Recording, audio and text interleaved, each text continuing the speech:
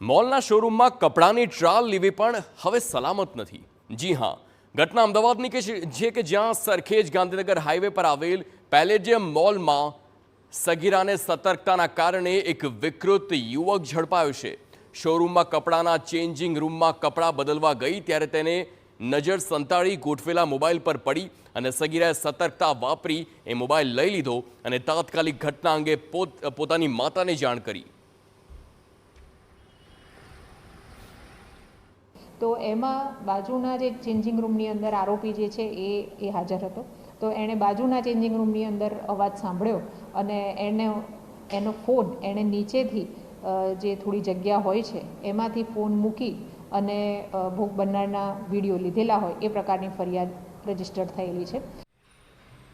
યુવકે તેનો phone changing રૂમમાં પડી ગયો હતો તેવો ખુલાસો કર્યો અને બચાવ કર્યો, પરંતુ તેના ફોનમાંથી સગીરાના અને અન્ય 4 વિડીયો પણ મળી આવ્યા। સગીરાના માતા પિતાએ વસ્ત્રાપુર પોલીસ મથકે પોક્સો એક્ટ હેઠળ ફરિયાદ નોંધાવી છે।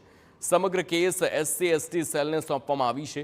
ઝડપાયેલ આરોપી રવિ પ્રજાપતિ 27 વર્ષીય એક ખાનગી કાર કંપનીમાં નોકરી કરે છે। પોલીસે યુવકના ફોનને FSL તપાસમાં મોકલ્યો છે।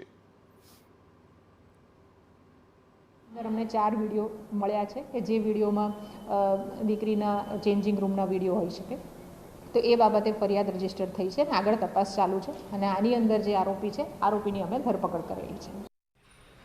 આરોપી આ સિવાય અન્ય કોઈ મોલમાં યુવતીઓનો વિડીયો બનાવ્યો છે કે કેમ તે દિશામાં પણ પોલીસે તપાસ શરૂ કરી છે, પરંતુ પ્રીમિયમ મોલમાં પણ કપડાના ચેન્જિંગ રૂમ વાપરવા અંગે લોકોને સતર્ક રહેવાની સૂચના મળી છે।